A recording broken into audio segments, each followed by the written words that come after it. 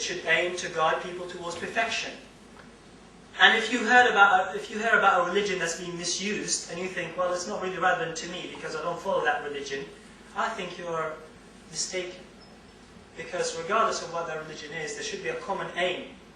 And if someone misuses that religion, I think it's an obligation on you to clarify it. Because it's a setback. People outside religion suffer more than people inside religion, if people try to clarify it. So why you? I mean, I've been talking about freedom and justice. I mean, are these really applicable to you? Well, let's think of today's lifestyle of today. 9-to-5 job, a course at George's, you graduate, you become a doctor. Money, house, you've got freedom of speech. So what? You don't care about the rest of the world? You just look at Europe and America and a few advanced states. Do you know what's happening in Asia, in Africa, in South America? If you know, do you care? When I say this is an eternal revolution for justice and freedom, just because you are not subjected to a form of oppression, it doesn't mean that you don't need to learn about it. Well, you have to learn about it.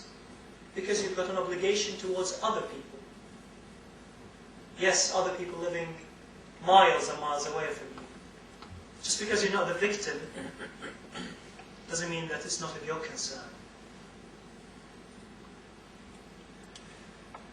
And to be quite honest with you, regarding the third point, I believe you are a victim anyway. Regarding the third point, the misuse of religion, you're either a victim of the people who are misusing their religion and they're brainwashing you, or they will brainwash your children. So you've got a duty to fight back. Or you are a victim that the propaganda about the misuse of religion is directing you away from the religion and leaving you like a feather, lost. People without religion are lost. So either way, you are a victim. Whether you follow the misuse or you're leaning away from it. So I believe it's quite relevant to you to know if someone misuses their religion, if someone justifies crime in their religion, you need to learn about it. You need to learn how to fight back and what to do. And have you ever wondered, why is it that we can learn from Ashura? Ashura is the name of the day that the grandson of the Prophet was killed. It coincides with the 10th day of the first month of the lunar calendar, the Muslim calendar. It's called the Ashura. So, I mean, is the speaker serious? Can we learn all about freedom and justice and against the misuse of religion from that day, from that struggle?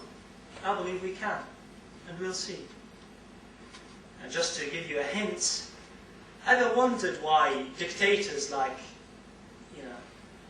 there's so many of them in the Middle East at the moment, and the Middle East is the heart of the world. Everyone knows what's happening in the Middle East. Have you ever wondered why the dictators in the Middle East allow people there to pray, to go to Mecca, to pay charity, They allow them to do all these things, but guess what? They don't allow them to commemorate the death of Muhammed Hussain. Ever wondered why? Ever wondered why Saddam allowed a lot of people to pray, a lot of Sufism, a lot of spirituality, but he never allowed the Muslims of Iraq to commemorate the death of Imam al-Hussein on the day of Ashura, specifically? Well, it's obvious, isn't it? Because this revolution teaches a lot. This revolution has a message. This particular remembrance of this particular day of the grandson of the Prophet of Islam holds a message of reformation of the whole society. So dictators are happy for you to pray. They're happy for you to go once in your life to Mecca. But they're not happy for you to stand up and say, shall I tell you the story of the grandson of the Prophet? No way. Saddam even started fighting the commemoration of Ashura in the 70s, even before he became the president of Iraq. Message of reformation. Well, how? How the name of the grandson of the Prophet is linked to reformation. What was happening in his time? What was happening 14 centuries, 13 centuries ago? By the way, when I say 13 or 14, I don't mean I'm not sure about the dates. It's 14th century lunar calendar, and it's 13th century solar calendar. Right? So this is not just because we're not sure of the date. But either one you pick, it has been more than 13 centuries. So how is it linked to Reformation? Let's have a bit of a history about the climates that the grandson of the Prophet lived in. That was only, by the way, only 50 years after the death of the Prophet. Which I hope it will make you realize that the label Muslim, the label Sunni, the label Shia doesn't count for anything. What counts are your actions. Yeah? You might have a head start by saying, well, he's a Muslim, he's a Sunni Muslim, he's a Shia Muslim. You might have something in your mind. Irrelevant. The labels are irrelevant. What counts are your actions. These are people who lived 50 years only after the death of the Prophet. And look what happened. This is, by the way, nothing to do with Shia Sunni issue, but I just want you to apply these principles, these lessons to today's lives. You know, you've got a problem with a few Hindu people, and whenever you see someone who's Hindu, you've got a picture in your mind. Forget about the labels. Know the person, know his personality, know his actions, and then judge them, rather than labeling them. So, the policy of the regime that Imam Hussain had to fight was the following. And I hope you realize, at the beginning you will say, well, this was happening 13 centuries ago, why am I interested? You will see. Number one, there was a policy of enslaving people through propaganda. Propaganda about Islam itself.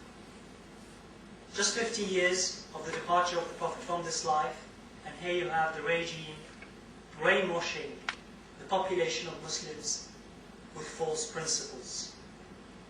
One of them, that's still until today quite common concept amongst a lot of Arabs and Muslims, is that you're obliged to blindly obey your leader, or else you're committing a sin.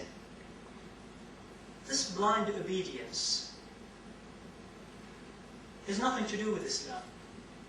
It's things that tyrants wanted to include in their religion so they can control people, they can capture them. You have to obey the leader. You have to pray behind any leader, whether he is just or unjust, as long as he's the leader. Because the Quran says, obey Allah and the Messenger and those in charge of you. And they apply in charge of you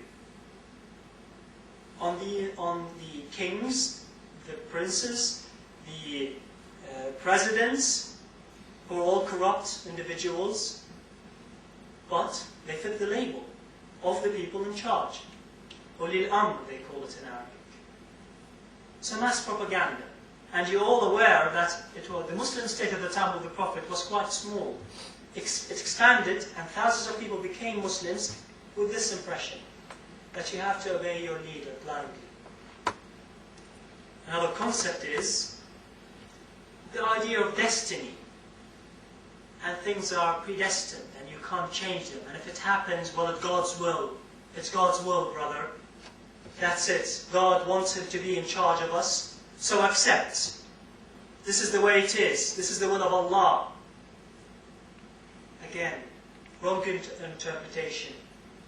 That until today it lives, which is why you find a lot of countries, because their own people, they lack the education about the true principles of Islam.